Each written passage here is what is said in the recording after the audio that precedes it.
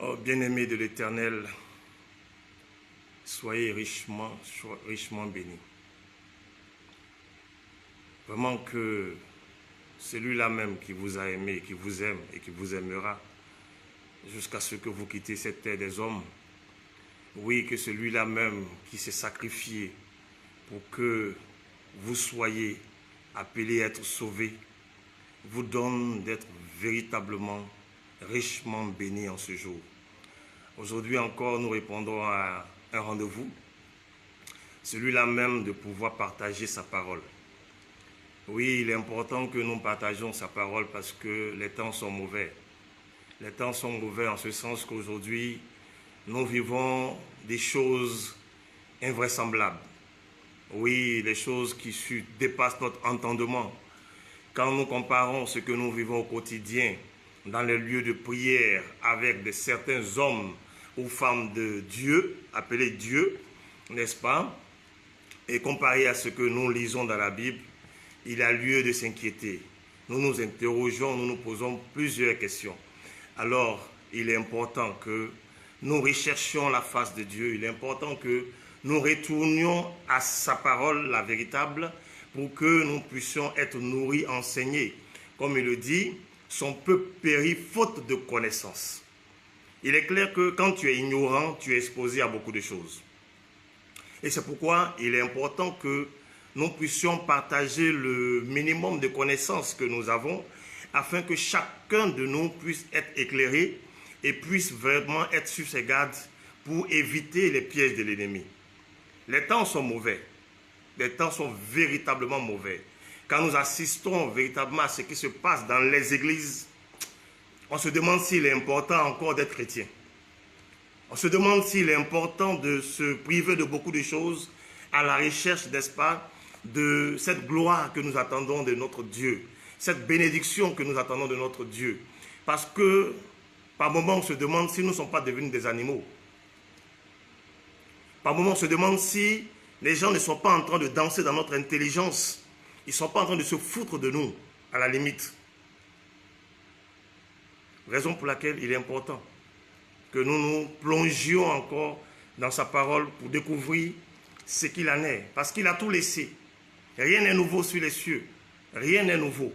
Toutes ces choses que nous vivons aujourd'hui ont été annoncées, n'est-ce pas, afin que nous prenions garde, afin que nous ne tombions pas, n'est-ce pas, sous le joug du tentateur, du diable.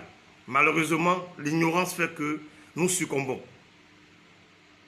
Mais bien aimé, le Seigneur est amour. Et, comme il le dit, il use de patience envers nous afin que beaucoup parviennent à la connaissance de la vérité, qu'ils se répandent et qu'ils soient sauvés. C'est pourquoi aujourd'hui nous donnons de partager encore pour que nos yeux s'ouvrent, les écailles de nos yeux tombent et que nous découvrions quelle est l'essence de sa parole. Demeurez bénis. Alors aujourd'hui nous allons parler d'un thème. Ça me fait rire quand je veux même en parler parce que je ne sais pas comment qualifier cela. Il arrive des fois où on rencontre une personne le matin à 6 heures. Elle nous annonce qu'elle a répondu à l'appel de Dieu et que Dieu l'a appelée à un ministère d'évangéliste. Nous allons découvrir toutes ces choses-là dans la Bible tout à l'heure. Dieu l'a appelé à être évangéliste. On tourne le dos quand on revient, il est devenu pasteur. On va, on revient, il est devenu docteur. On part, on revient, il est apôtre. On part, on revient, il est prophète. Quand on va, on revient, là c'est grave. Il devient bishop. Il devient archibishop. Il devient général. Il devient commandant. Il devient révérend. Très très révérend. Excellent révérend. Bon, toutes ces choses, moi particulièrement, je me pose la question de savoir, est-ce que c'est biblique? Comme je l'ai l'habitude de vous dire, pour que moi je puisse parler de quelque chose, quand on nous dit que ça vient de Dieu, l'éternel Dieu, moi je recherche les références bibliques. Quel est le passage de la Bible qui nous parle de cela? Quand il n'y en a pas, moi je ne discute pas. Ce qui, moi, me détermine, ou ce qui doit nous déterminer en tant que chrétiens, c'est la parole de Dieu, c'est la Bible. Déjà qu'il y a des choses qui sont écrites dans la Bible, qui sont très mal interprétées et qui égarent les enfants de Dieu. Et si on doit parler des choses qui ne sont pas écrites dans la Bible, il y a vraiment problème. Il y a vraiment problème. Et c'est ce qui fait qu'aujourd'hui, le corps de Christ est divisé, est perdu et assujetti au diable. Un homme peut-il être appelé à plusieurs services avec le Seigneur dans un même lieu? Autant de questions. Toi seul, tu es aujourd'hui évangéliste. Après, tu es pasteur, tu es prophète, tu es apôtre, tu es révérend, tu es bishop, tu es archibishop. Toi seul. Pourtant, le seul ministère auquel, ou bien le seul service auquel Dieu t'a appelé, tu n'arrives même pas à le remplir. Tu le laisses, tu passes ailleurs. L'Église fonctionne comme le monde, l'administration païenne. L'Église fonctionne comme la Rose-Croix, où on gravit les échelons. J'y entre aujourd'hui, je suis à un premier niveau. Demain, je suis à un second niveau. Au fur et à mesure que je fais des prouesses dans le mal, dans tout ce qui est satanique, j'ai grandi, j'évolue, je gravis les échelons. L'Église fonctionne aujourd'hui pareillement. Et ça, c'est dangereux. Tu ne peux pas être aujourd'hui à 6 heures évangéliste et le soir, tu deviens bishop, archibishop. Qui t'a appelé à ce genre de service? Bon, on parle de ministère, mais nous allons découvrir ce que c'est que le ministère selon la Bible. Aujourd'hui, lorsque tu dis que tu es serviteur de Dieu, on te demande de quel ministère. Je me demande ce que ça signifie. C'est quoi le ministère? C'est quoi le ministère? L'appel de Dieu est aujourd'hui lié à une église, à une bâtisse, à un édifice. Si tu es serviteur de Dieu, que tu n'as pas une église, alors tu ne l'es pas. Tu n'es pas reconnu comme, par des chrétiens comme étant serviteur de Dieu. Jésus-Christ, qui est Jésus-Christ, il avait quelle église? Il a construit quelle église? Dites-moi. Christ le Seigneur qui vous a appelé là. Si c'est vraiment lui qui vous a appelé, il avait quelle église? L'œuvre qu'il a effectuée sur la terre, c'est dans quelle église qu'il a bâti? Pourquoi donc le service auquel Dieu t'appelle doit être lié à une église? Pourquoi? Autant de questions auxquelles nous allons sûrement, avec l'Esprit de Dieu, trouver des éléments de réponse. Alors, nous allons commencer par notre sommaire. On va s'appuyer sur le livre de 1 Corinthiens, le chapitre 12.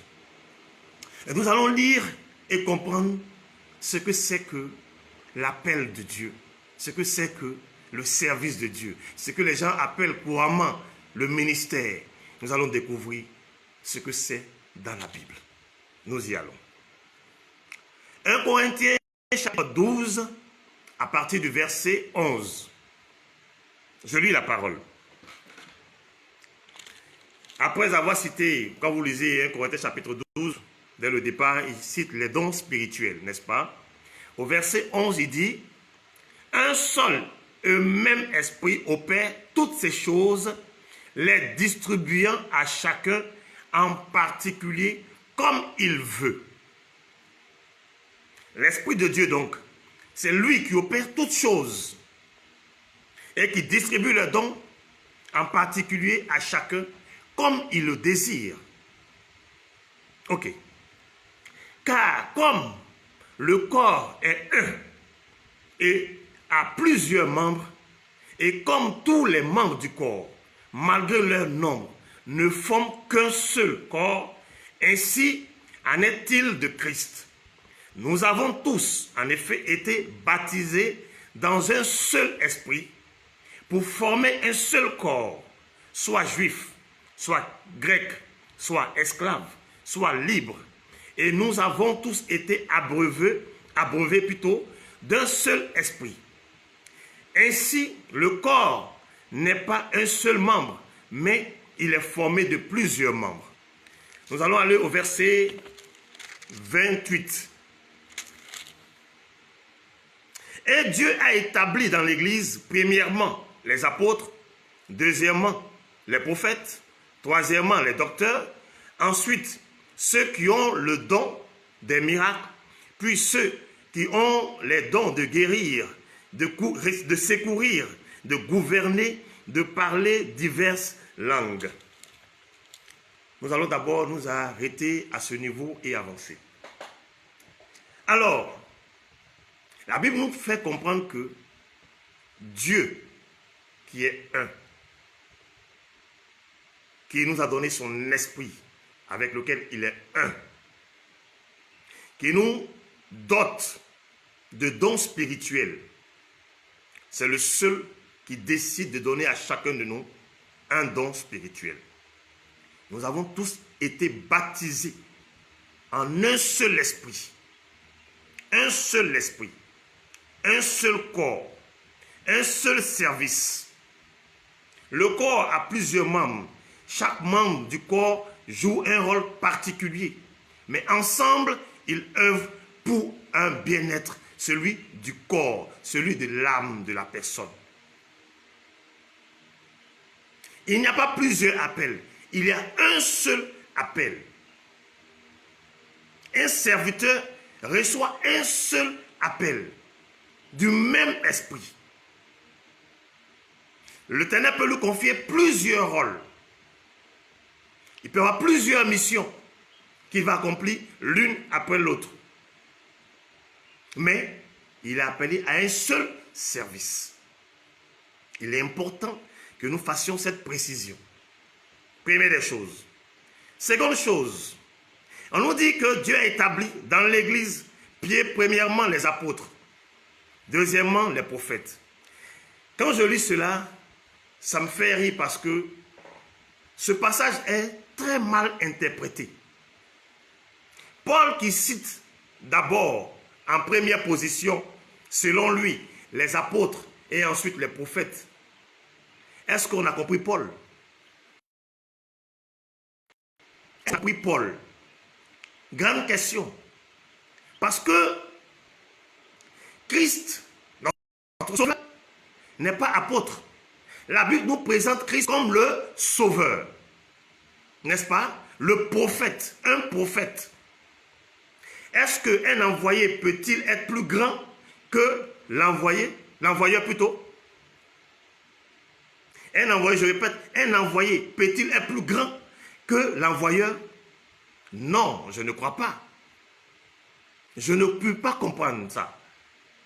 Les gens puissent dire que les apôtres sont établis au-dessus des prophètes. Mais même si on ne te l'a pas dit. Mais quand tu lis la Bible, depuis l'Ancien Testament, tu as une fois lu apôtre là-bas? Jamais. On te parle des prophètes. Les premiers serviteurs dont nous parle la Bible, ce sont des prophètes. Il y a eu des prophètes. Christ même vient en tant que prophète. Il choisit des disciples. Pendant qu'il était vivant sur la terre, il avait des disciples. Ils deviennent apôtres plus tard. Ils sont appelés apôtres plus tard. Parce qu'ils sont appelés à un service, n'est-ce pas, de missionnaires. Donc, comment est-ce que l'apôtre peut-il être établi sur le prophète? On n'est pas d'apôtre que dans le Nouveau Testament. Prophète, il y a longtemps qu'il existe. C'est le prophète d'abord. Christ est prophète, il n'est pas apôtre. Donc, il est important que vous compreniez que quand on dit premièrement, il ne parle qu'au sens figuré du terme. Il fait citation. La preuve en est qu'il se limite seulement aux docteurs. Il ne parle même pas des pasteurs, il ne parle pas des évangélistes. Mais comment vous pouvez comprendre ce passage-là autrement? Mais c'est à dessein. Je vous dis toujours que le diable fait toutes choses à dessein. Maintenant, c'était la précision que je voulais apporter. Nous allons entrer dans le vif de notre sujet. Nous allons parler de l'appel plutôt. La définition du dictionnaire Larousse. Que dit le dictionnaire Larousse parlant de l'appel? Je lis la définition. Il dit c'est une invitation à venir, une adresse, n'est-ce pas, par la voix ou par tout autre moyen. Une action d'inviter quelqu'un ou un groupe à une action, un appel. Il dit c'est une action de recourir à un groupe, à son action ou à son influence. Voici ce que dit le dictionnaire Larousse. Le dictionnaire biblique dit, c'est un choix, une convocation solennelle. L'Éternel appelle certains au service, ce qui implique une étroite relation avec lui, dont il prend l'initiative. L'appel est unique et est suivi d'une mission bien précise. Alléluia. Le dictionnaire biblique dit que l'appel est un choix, une convocation solennelle. L'Éternel donc appelle certains à un service, ce qui implique une étroite relation avec lui. Donc Dieu, il prend l'initiative. L'appel est unique et est suivi d'une mission bien précise. On ne peut pas t'appeler dans le billard. Dieu ne peut pas t'appeler parce que ça lui plaît. Et tu ne saches pas pourquoi il t'a appelé. Qu'est-ce que tu dois faire? Ou il te donne une succession de missions. Au point où toi-même tu es troublé, tu ne sais pas où commencer. Dieu n'agit pas ainsi. Dieu, il n'agit pas ainsi. L'Éternel, notre Dieu, n'agit pas ainsi. C'est un Dieu d'ordre. Il est méticuleux. Il est ordonné. Il est précis. Non, je ne connais pas un être sur cette terre qui soit aussi précis que l'Éternel. Ça n'existe pas. Même quand il envoie son peuple à Canaan, il répartit le territoire de manière à ce qu'il n'y ait pas de dispute. Il n'y ait pas de cafouillage. Il est précis. Allons-y. Nous allons lire le livre de 1 Samuel. Nous allons comprendre quelque chose. 1 Samuel chapitre 3. N'est-ce pas? On dit, le jeune Samuel était au service de l'Éternel, devant Élie.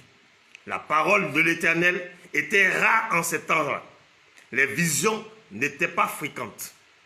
En ce même temps, Élie, qui commençait à avoir les yeux troubles et ne pouvait plus voir, était couché à sa place. La lampe de Dieu n'était pas encore éteinte et Samuel était couché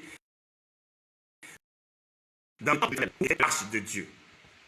Alors l'Éternel appelait Samuel. Il répondit, me voici. L'Éternel appela Samuel. Me voici. Aujourd'hui, il y a des gens qui se font appeler. Ils se disent être appelés. Pourtant, ils n'ont pas encore répondu à l'appel de Dieu. Non. Celui qui répond à l'appel de Dieu, c'est celui-là qui est appelé. Tu n'as pas répondu, tu n'es pas encore un appelé. Tu es destiné. Mais lorsque l'Éternel t'appelle et que tu réponds à l'appel, c'est en ce moment que tu deviens un appelé. Comme ici, l'Éternel appelle Samuel. Samuel répond, me voici. C'est fort, hein, bien-aimé. C'est fort. Mais vous lisez, vous comprenez que l'Éternel donne à Samuel des directives. Il lui confie une mission bien précise. Pour lui-même, pour le peuple d'Israël et même pour Élie, qui était son maître.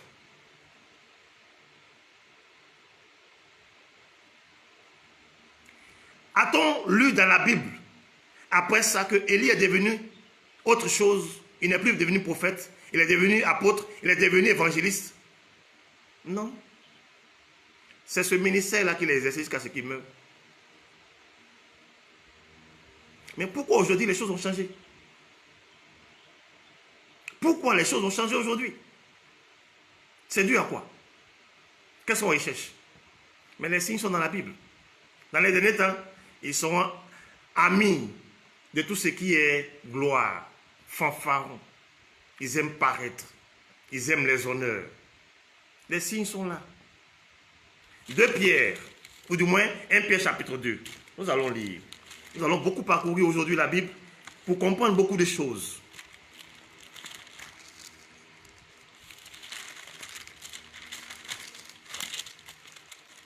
« 1 Pierre 2, à partir du verset 9. Vous, au contraire, vous êtes une race élue, un sacerdoce royal, une nation sainte, un peuple acquis, afin que vous annonciez les vertus de celui qui vous a appelé des ténèbres à son admirable lumière. Vous qui autrefois n'étiez pas un peuple et qui maintenant êtes le peuple de Dieu, vous qui n'aviez pas obtenu miséricorde et qui maintenant avez obtenu miséricorde. Bien aimé, tu entends ce que je dis? On dit que vous êtes une race élue. On parle de toi. Tu es une seule race élue. Un seul sacerdoce. On n'a pas dit 2 sacerdoces. On n'a pas dit 2. On dit un seul sacerdoce. Mais comment tu peux avoir 2, 3, 4 sacerdoces? Tu es comment? Tu es révérend. Tu es bishop. Tu es pasteur. Tu es... Quoi encore? Je ne sais pas. C'est pourquoi? C'est un seul sacerdoce. Il t'appelle à un seul sacerdoce. Il peut te confier plusieurs missions. Mais c'est un seul sacerdoce. S'il t'a appelé à être pasteur, qui t'envoie accomplir une action liée au prophète, ça ne fait pas de toi un prophète. Ça ne fait pas de toi un prophète. Non, tu es pasteur. Galates, chapitre 1. C'est l'église souffre. L'église souffre, l'église souffre. C'est triste. C'est vraiment triste. Aujourd'hui, avec tout ce que nous voyons, vraiment, ça n'encourage pas. Galates chapitre 1, verset 15 à 16. Il dit, mais lorsqu'il a plu à celui qui m'avait mis à part dès le sein de ma mère et qui m'a appelé par sa grâce de révéler, n'est-ce pas, en moi son esprit afin que je l'annonce parmi les païens, aussitôt je ne consultais ni la chair ni le sang. Bien-aimé, c'est Paul qui parle. Dieu l'a appelé depuis le sein de sa mère. Malgré qu'il était le persécuteur premier de Christ là, mais il avait l'appel sur sa vie. Mais ce n'est pas lorsqu'il est né, c'est bien avant. On connaît l'exemple de Jérémie, je ne voulais pas prendre l'exemple de Jérémie. Non, c'est bien avant mais qu'il soit conçu dans le sein maternel que Dieu l'avait appelé. Donc quand Dieu t'appelle, il sait pourquoi il t'a appelé. Toi, tu es ignorant parce que tu n'as pas, tu n'as pas encore reçu la révélation. Ce n'est pas comme les appels de Jean-Baptiste ou même du Seigneur Jésus-Christ qui s'est fait d'abord par l'annonce, n'est-ce pas, d'un ange. Non. Beaucoup de nos parents n'étaient pas chrétiens. Ils n'avaient aucune relation avec le Seigneur. Donc ils ne savaient pas pourquoi même, qui devait mettre au monde. Donc tu nais, mais l'appel de Dieu demeure sur ta vie. Et quand le temps vient, tu réponds à l'appel. Mais quand tu n'as pas encore répondu à l'appel, tu n'es pas un appelé. Donc voici ce qui concerne l'appel. Vous pouvez prendre Matthieu 22, verset 14, où il dit, il y a beaucoup d'appelés, peu d'élus. Évidemment, il y a beaucoup d'appelés, peu d'élus. Philippiens 3, verset 14, lisez. Vous allez comprendre ce que c'est que l'appel. Vous allez comprendre ce que c'est que l'appel. Il y a beaucoup à dire nous allons avancer. Nous allons attaquer ce que c'est que le ministère. Ah, ce mot-là. Ce mot-là qui fatigue, le ministère. C'est quoi le ministère? Le dictionnaire Larousse dit, c'est une charge. Il y a beaucoup de définitions. Hein. On ne parlera pas de poste ministériel et autres. On va parler de ce qui nous concerne. Ok? C'est une charge remplie par un prêtre, un pasteur. Donc, on te parlera de ministre, on te parlera de sacerdoce. Ok? Une charge remplie par un prêtre, un pasteur. Un exemple, on dit, il exerce son ministère dans une petite paroisse. C'est l'exemple que le dictionnaire Larousse donne. Hein. Il exerce son ministère dans une petite paroisse. Donc, il y a deux mots qui ressortent. Il y a ministère et il y a paroisse. Alors, est-ce que quelqu'un me suit? Il exerce son ministère dans une paroisse. C'est quoi donc le ministère? L'église dans l'église. Ou bien, c'est pas de ça qu'on parle? Puisqu'aujourd'hui, on a lié le ministère à une bâtisse, à une église. Hey, Seigneur. Le Seigneur me donne de me rappeler de quelque chose. Dernièrement, j'étais quelque part à Abidjan et j'ai lu comme ça sur un écriteau ministère évangélique de la parole parlée.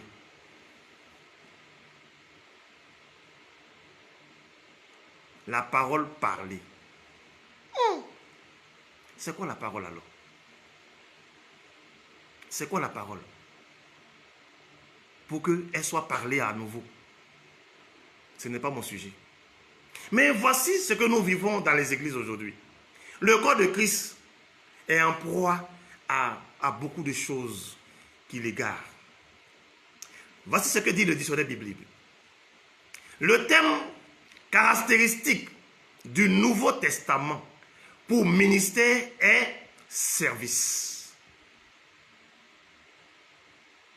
Écoutez bien. On dit le terme caractéristique du Nouveau Testament pour ministère est service.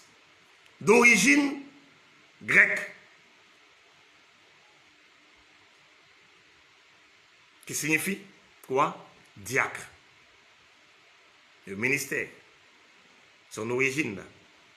C'est un mot grec qui signifie diacre.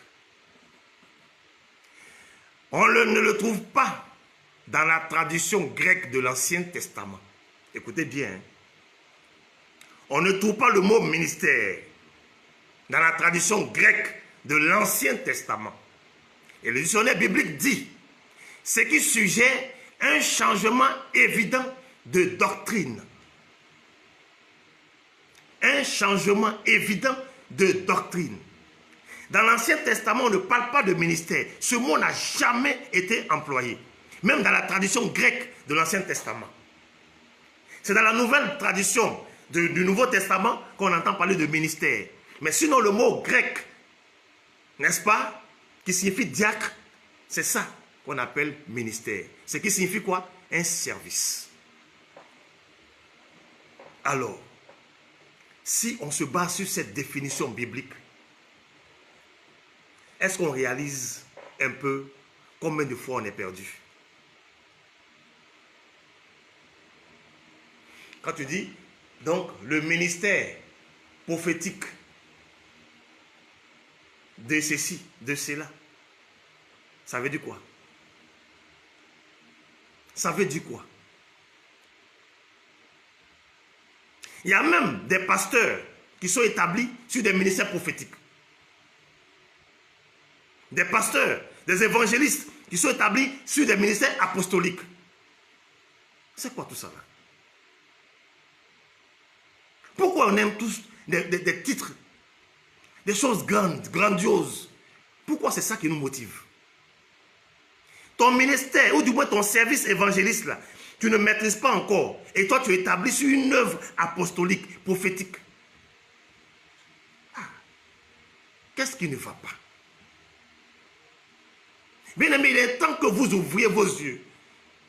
Il est temps, il est temps. Le monde est pourri.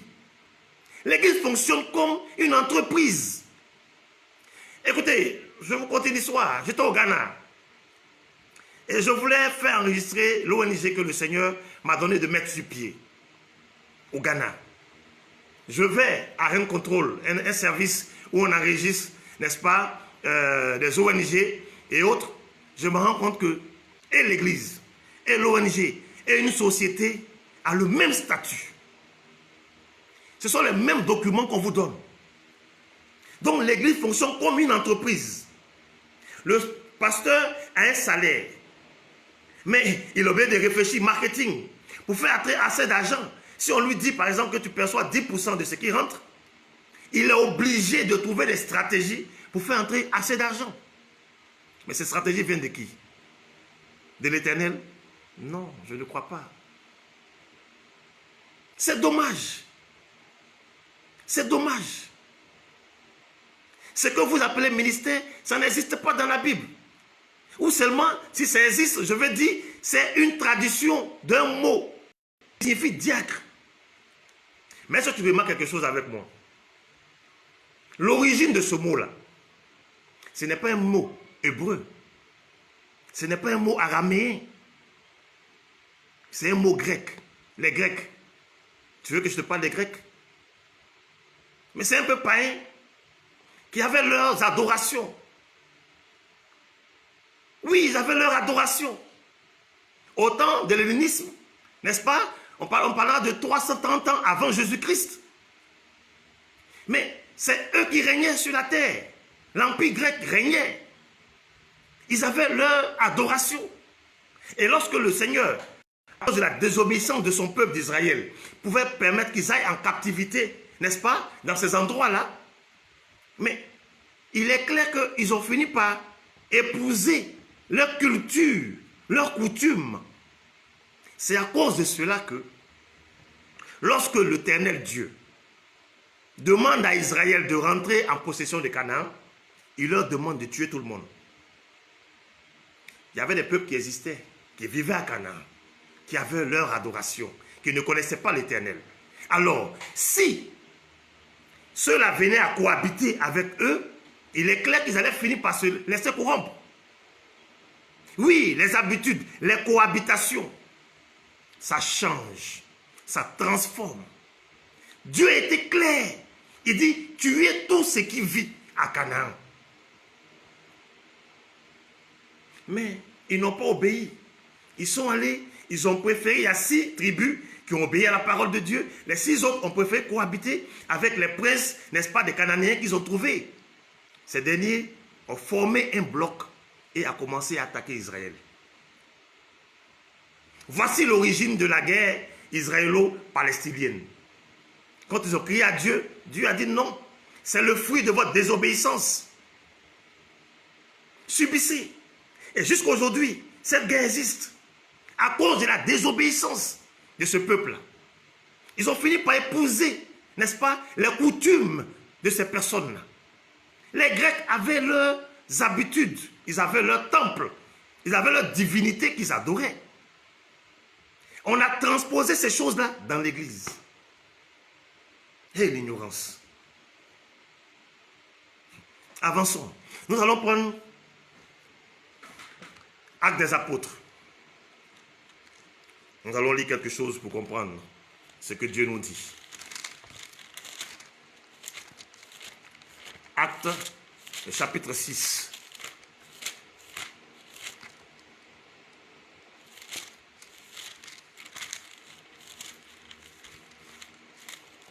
Ok.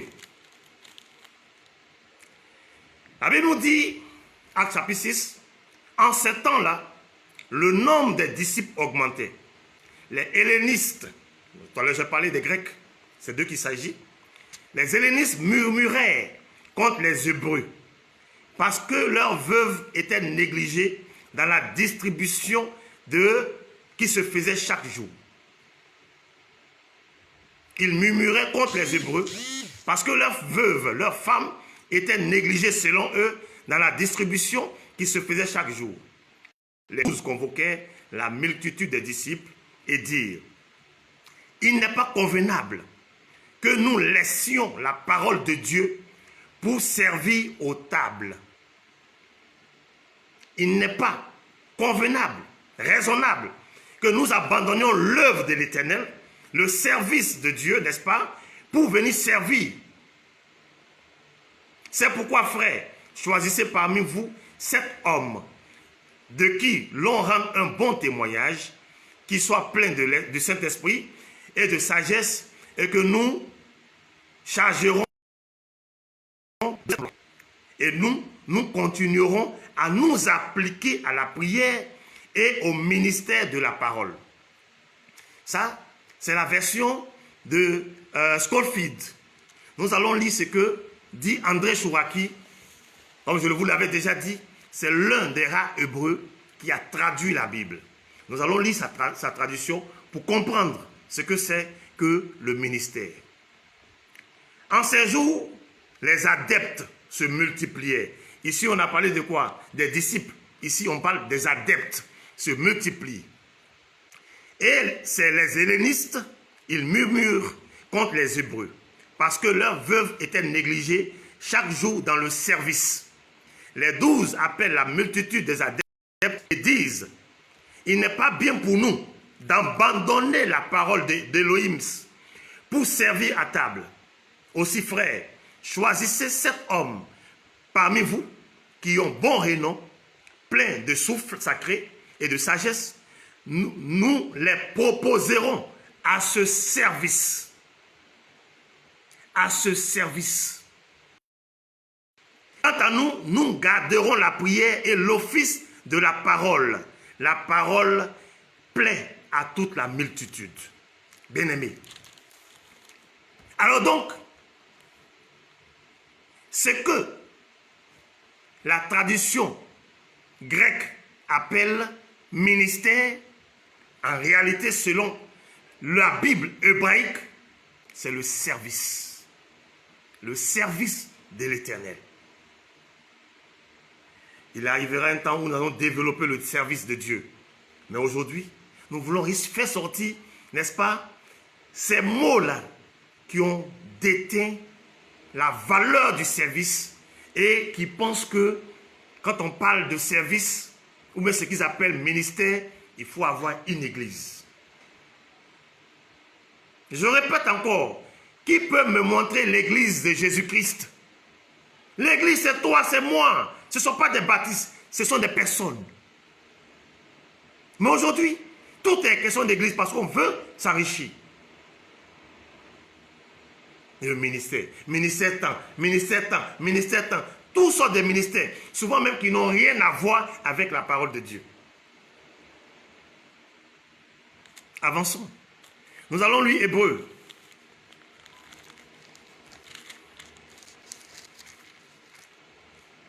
Hébreux, chapitre 8. C'est tellement intéressant quand...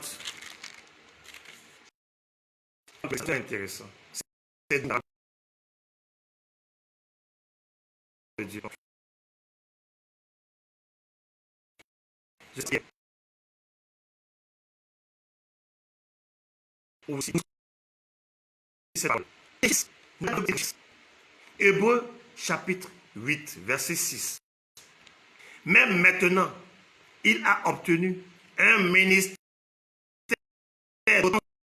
supérieur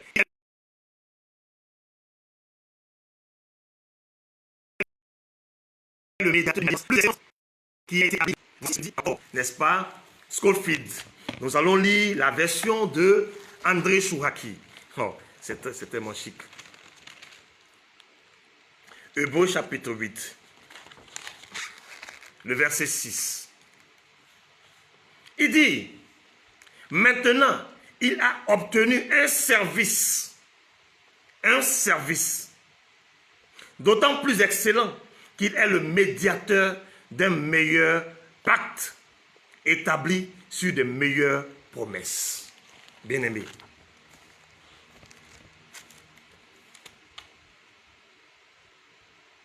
je m'interroge.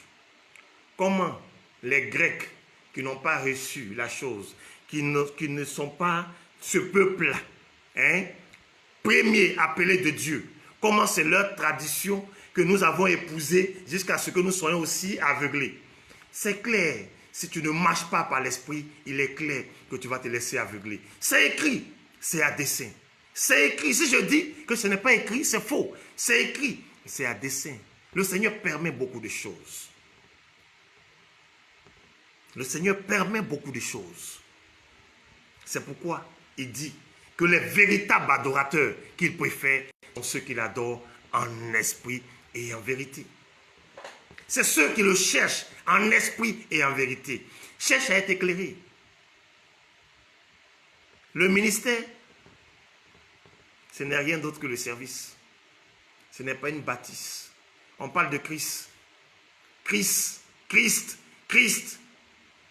Celui-là même, on dit, il a obtenu un service plus excellent, supérieur. Un service. Ce n'est pas le ministère dont vous parlez là. Ce ministère dont la Bible parle, c'est le service. Il t'appelle à un service. Il ne t'appelle pas à venir bâtir une église et à venir construire une église. Il ne t'appelle pas à venir, je ne sais pas moi, je dis, entreposer des briques. Ce n'est pas ça qu'il t'appelle. Il t'appelle à venir gagner des âmes. C'est de ça qu'il est question. Il t'appelle un service bien précis. Qu'est-ce que nous constatons aujourd'hui? Qu'est-ce que nous constatons aujourd'hui? C'est grave. Alors nous allons lire Marc chapitre 10. Nous allons voir l'exemple typique du service de Dieu. Marc chapitre 10.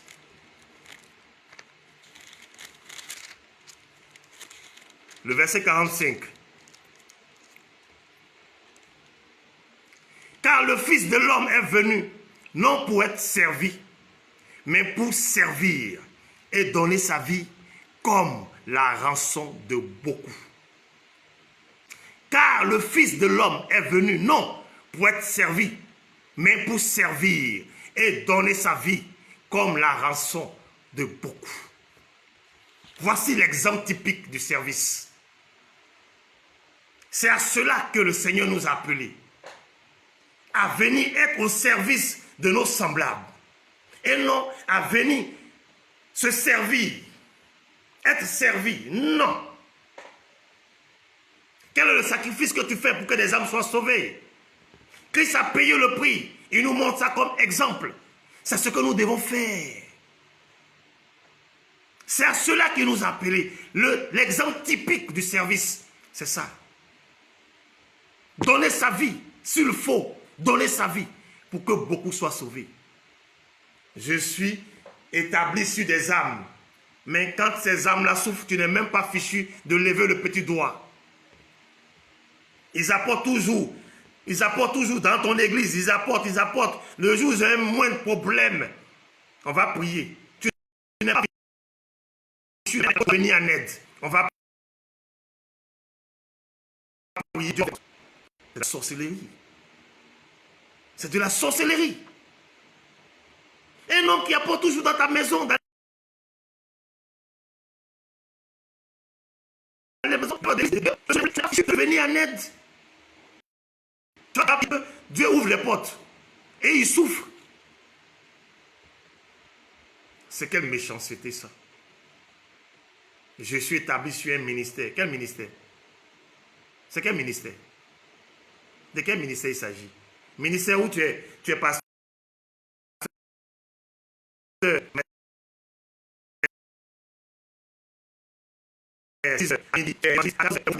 Il t'a appelé.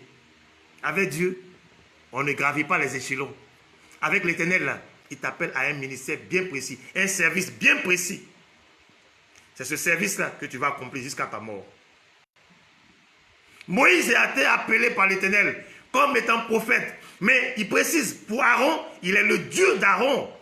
Aaron est le prophète. C'est-à-dire, Aaron parle Moïse donne des directives. Il a changé de ministère. Il a reçu plusieurs missions. Va faire sortir mon peuple d'Israël, en Égypte, qui était en esclavage. Quand il fait sortir ce peuple-là, à chaque étape, Dieu lui confie une nouvelle mission, jusqu'à ce qu'il lui donne les 10 commandements. Quand vous lisez là, les 10 commandements, il a dit qu'il donne les 10 commandements au début? Non. Au fur et à mesure que tu avances dans le service, Dieu te confie une nouvelle mission, une nouvelle tâche. Quand tu l'as compris, avec vraiment tous les honneurs, il te confie une autre tâche. Tu grandis spirituellement et non au vu des hommes. Oui, pas comme le monde le voudra, mais comme Dieu le veut. Nous fonctionnons comme le monde, que nous condamnons quand ça nous arrange. Musique du monde, ceci du monde, mais nous fonctionnons comme le monde. Et nous pensons que nous sommes éclairés. Non. Je suis désolé. Bien-aimé, ressaisis-toi. Si le Seigneur t'a appelé, alors recherche cet appel-là. Souviens-toi de l'appel ou retourne lui poser la question. Retourne lui poser la question. Souviens-toi de là où tu es tombé et relève-toi et avance. Répands-toi. Répands-toi et avance. Répands-toi. Il est temps de te repentir. Nous allons avancer. Alors, donc, voilà. Vous constaterez que ces mots-là sont des mots grecs. Des mots grecs qui ont été traduits. Mais les Grecs, c'est un peuple à l'origine qui est païen. Qui ont reçu l'évangile. Vous avez vu dans l'Actes des Apôtres, ce sont les Grecs qui se plaignaient que leurs femmes sont délaissées. C'est les Grecs, c'est un mot grec. Ils avaient leur adoration, ils avaient leur temple, ils avaient leurs démons qu'ils adorent. Alors toi, tu es venu, tu côtoies les Grecs, est-ce que tu es obligé d'utiliser leurs mots? On va lire. Parce que de tous ces titres-là, bishop, archibishop, celui qui est, ou bien ceux qui sont dans la Bible, c'est diacre, c'est évêque. Ce qui me choque encore plus gravement, c'est le fait que vous qui vous dites évangélique, parce que vous êtes des religieux. Moi, je suis chrétien. Je ne suis pas évangélique. Je suis chrétien. Moi, je marche selon la parole de Dieu. Je ne suis pas un religieux. Vous qui vous dites éclairés, vous évangéliques, qui condamnez tant l'église catholique, vous allez prendre leur titre. Bishop. Archibishop. Bishop là même, on sait que c'est évêque en anglais. Ok, allons-y. C'est dans la Bible. On va voir tout à l'heure. Mais archibishop là, c'est dans quelle Bible? Archibishop, qui est archevêque là, c'est dans quelle Bible? Vous qui êtes éclairés, qui condamnez l'église catholique là, c'est dans quelle Bible? J'ai même entendu quelqu'un même pour se dédouaner, un archibishop qui allait jusqu'à dire que l'église catholique romaine est la première religion au monde. L'église catholique romaine est la première religion au monde. Mais bien aimé, allez sur Google, tapez simplement, vous allez vous informer. Le judaïsme, là, c'est venu après l'église catholique romaine. Le judaïsme. Les Hébreux, qui sont les descendants du patriarche Abraham, qu'ils appellent abrahamique. Le judaïsme, mais ils ne sont que focalisés sur la Torah. Au temps de la Torah, là, l'église catholique romaine existait. Un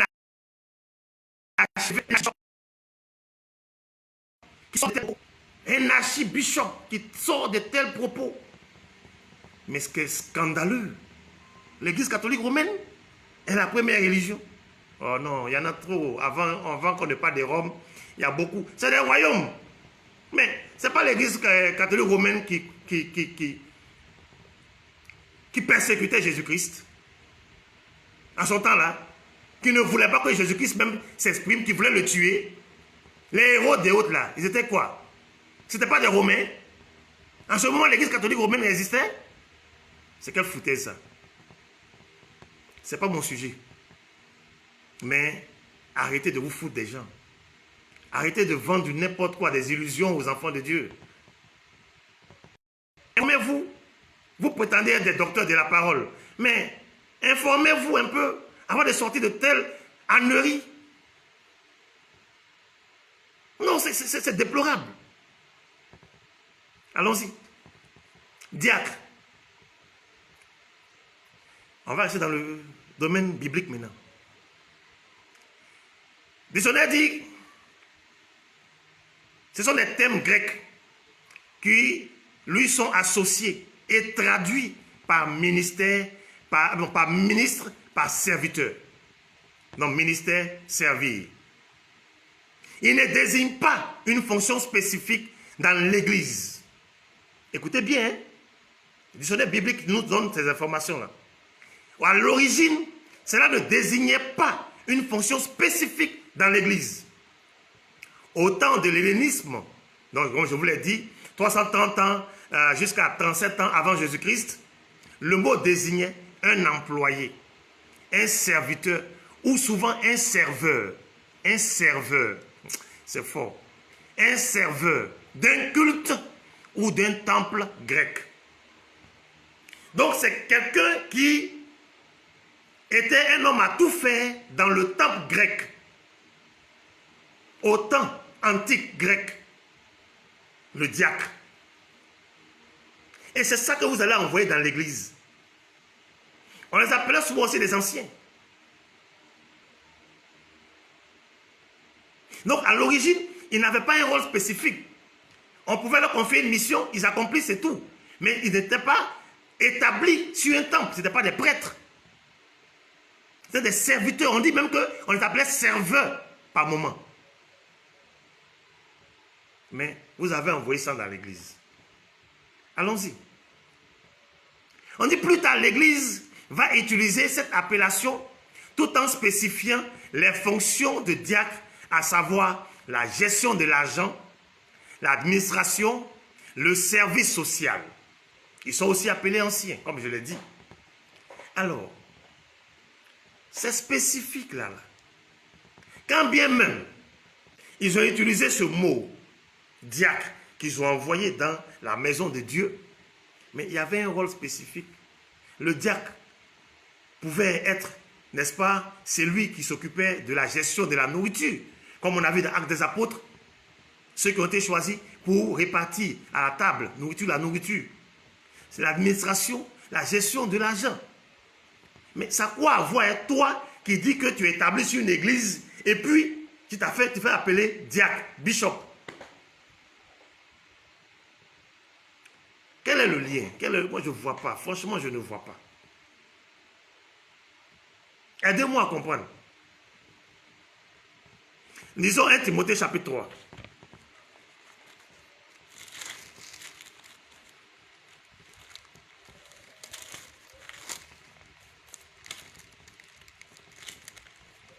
C'est vraiment triste. Ce que l'Église vit aujourd'hui, c'est triste. C'est méchant. C'est vraiment méchant. Paul dit ceci. Cette parole est certaine. Si quelqu'un aspire à la charge d'évêque, écoutez bien, il aspire à la charge d'évêque. Ça veut dire que ce n'est pas un appel. Ce n'est pas un appel. Dieu ne l'a pas appelé à cela. C'est un simple fidèle qui est arrivé pour écouter, c'est un disciple. Mais il aime la chose. Il aspire, s'il veut aspirer à ça. Évêque, comme je l'ai dit, ça veut dire bishop. Comme bishop, c'est chic. Donc vous là, vous préférez bishop. Et puis des gens qui sont ignorants, qui ne savent pas que bishop, ça veut dire évêque, ils vous suivent.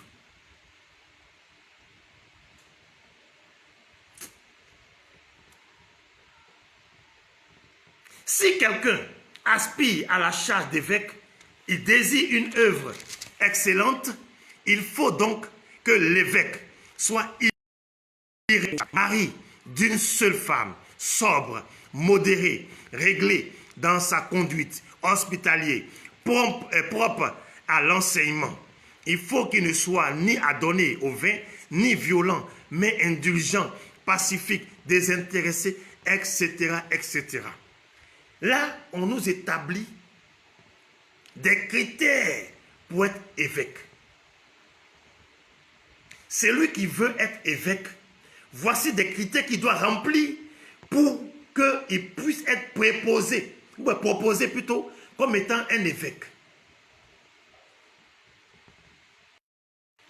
Depuis que vous lisez la Bible, où vous avez vu que Dieu a établi des critères pour appeler un de ses serviteurs.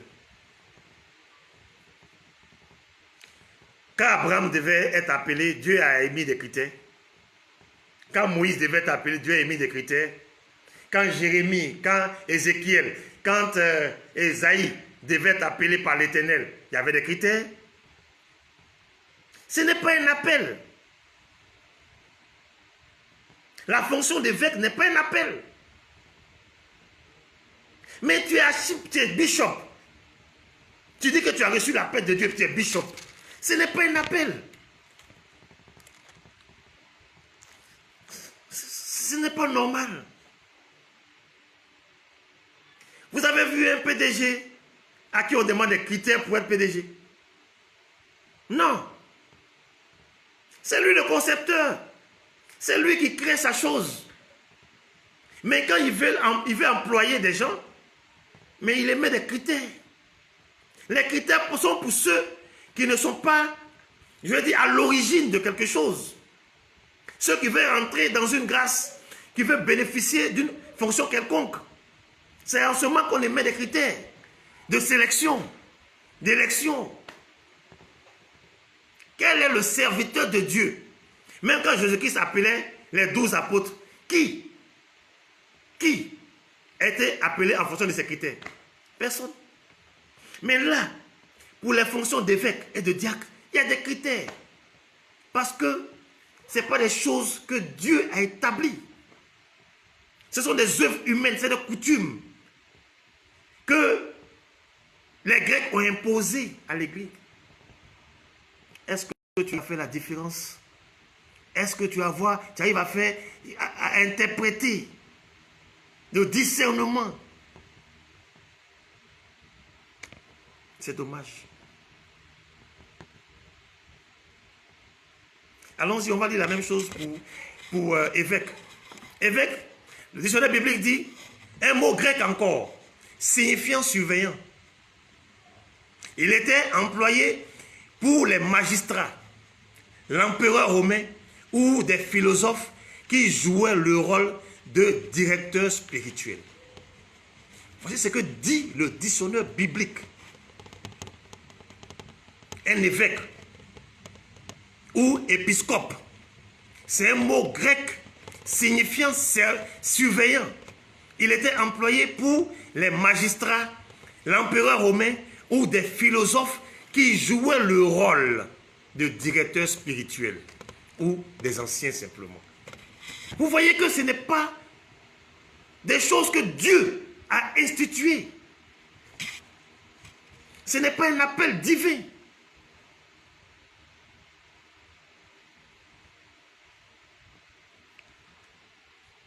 C'est dommage. Nous allons lire à partir du verset... continuons.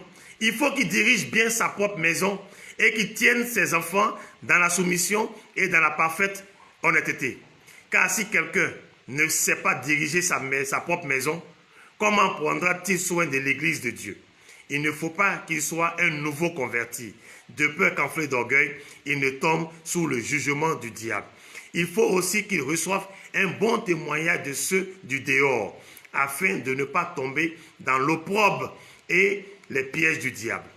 Les diacres aussi doivent être honnêtes, éloignés de la duplicité, des excès de vin, d'un gain sordide, conservant le mystère de la foi, etc., etc. Les ministères, ou du moins des fonctions de diacre et d'évêque, sont des choses que les gens ont amenées dans la maison de Dieu. Ce n'est pas biblique. Ce n'est pas, c'est divin. Ce n'est pas divin. Donc les interprétations changent et dénaturent le sens des mots et l'esprit, n'est-ce pas, du message qui est véhiculé. Aujourd'hui, donc, si on voit des gens qui nous parlent de ministère et qui pensent que le ministère, c'est une église, on pourrait dire qu'ils n'ont pas tort, mais c'est parce qu'ils n'ont pas compris. Ils ont compris dans la chair, ils n'ont pas compris par l'esprit. Bien-aimé, Dieu n'est pas dans les quatre murs, il n'est pas dans les bâtisses. La Bible nous dit que nous sommes le temple du Saint-Esprit. Donc tu es une église, Père. Toi, en tant qu'être humain, tu es une église. Il est temps que nous nous démarquions de ces choses-là. Il est temps que nous parvenions à faire la différenciation. Bishop, archibishop, révérend, très très révérend. C'est pourquoi, ça signifie quoi? C'est quoi tous ces honneurs-là? Ça rime à quoi? Et quand on prend la Bible qui doit nous orienter, on ne retrouve nulle part ces mots-là dedans. Ce n'est pas bon. Ce n'est pas bon. Nous allons lire Tite pour comprendre quelque chose. Oh Seigneur, ta grâce. Ton peuple périt faute de connaissance. Faute de connaissance, ton peuple périt. Titre 1, le verset 5. Je t'ai laissé en Crète afin que tu mettes en ordre ce qui reste à régler et que, selon mes instructions, tu établisses des anciens dans chaque ville. Paul dit, selon mes instructions. Ça veut tout dire. Paul ne dit pas selon les instructions de Dieu. Paul ne dit pas selon les instructions du Seigneur Jésus qui nous a appelés. Paul dit selon mes instructions. Sinon, qu'est-ce qu'on a à vouloir chercher quelqu'un dont les gens rendent un bon témoignage? Cet esprit ne connaît pas ces personnes-là. Si c'est le Saint-Esprit qui devait nommer les personnes, qui devait choisir les personnes, il connaît tout le monde. On n'a pas besoin de critères établis. Lui qui connaît les personnes, il les désigne automatiquement. Pour vous dire quoi? Ce sont des personnes qui ont été choisies. Ce sont des pratiques qui ont été choisies, créées ou du moins introduites par l'homme. Ça ne vient pas de celui qui est en haut. Ce n'est pas divin. Ce n'est pas divin. Paul précise, il dit, selon mes instructions, moi en tant qu'être humain. C'est ça. C'est que beaucoup de chrétiens ne comprennent pas. Et puis, très souvent, à cause de Paul, les gens se bagarrent dans les églises. Parce que ce sont ces écrits qui amènent toujours des divisions. Même Paul, il est précis dans ce qu'il dit. Il fait toujours la différence. Il dit toujours, soit c'est mon point de vue, soit c'est le Seigneur qui me l'a révélé. Il est précis. Lisez bien, vous allez vous rendre compte qu'il ne fait pas d'amalgame. Il précise. Quand c'est lui, son point de vue, il le donne. Comme ici, il dit selon mes instructions. Il n'a pas dit selon que Dieu me l'a révélé. Il n'a pas dit que le Saint-Esprit me l'a révélé. Alors, chrétien, il est important. Le ministère n'est rien d'autre que le service. C'est une tradition grecque qui nous donne ministère. Sinon, selon le hébreu, on parle de service. Selon l'araméen, on parle de service. Dieu t'appelle à un service. Dieu te confie un service. Dieu, avant même que tu naisses, depuis le sein de ta mère, il te connaît, il t'a choisi, il t'a prédestiné à quelque chose. Et quand le temps vient, il t'appelle à cette chose. Quand tu réponds à l'appel, alors tu commences la chose.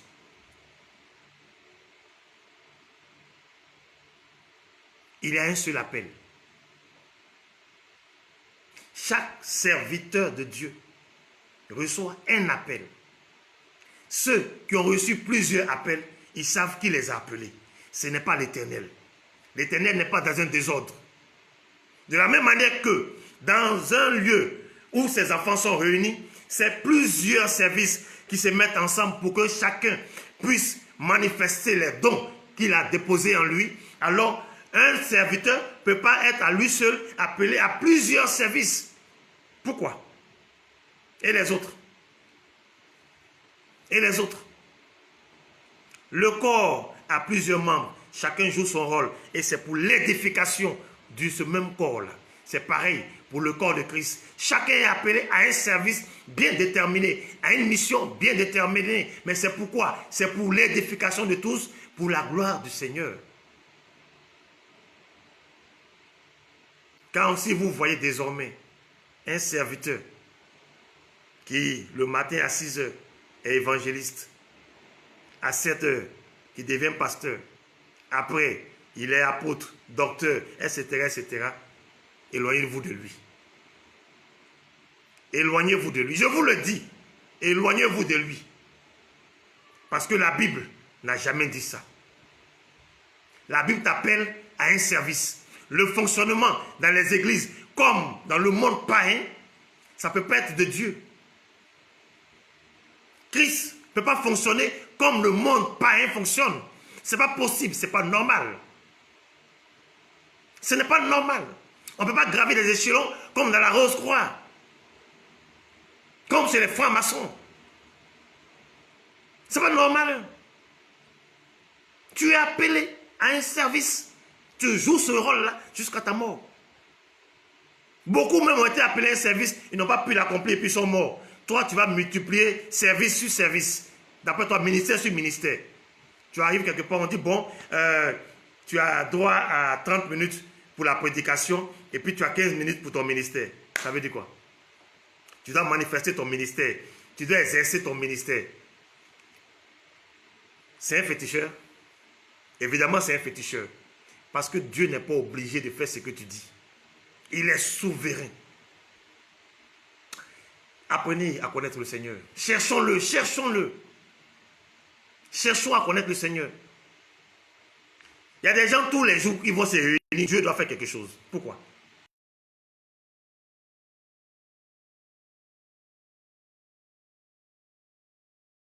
C'est la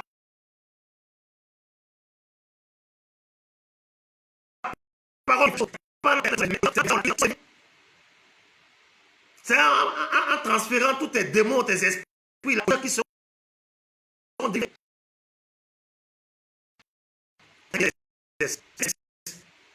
c'est quel service? Bien aimé,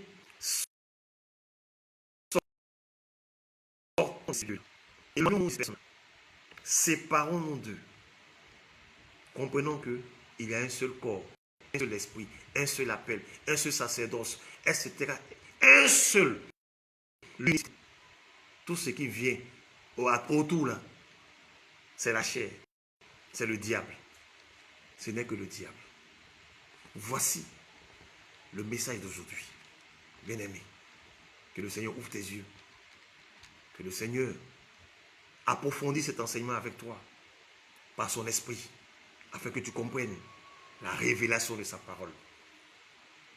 Qu'il vous bénisse abondamment, qu'il vous donne de demeurer dans sa présence, qu'il vous élève davantage, qu'il vous donne de sortir de tout ce qui est prison de l'ennemi, afin que vous puissiez être épanouis, que vous prospériez à tous égards, comme doit prospérer l'état de vos âmes. Car c'est pour vos âmes que Christ est mort. C'est pour vos âmes qu'il a payé ce prix cher. C'est pour vos âmes. Donc il n'est pas normal que vous vous laissiez encore endoctriner, emprisonner, assujettis par ces adeptes du diable.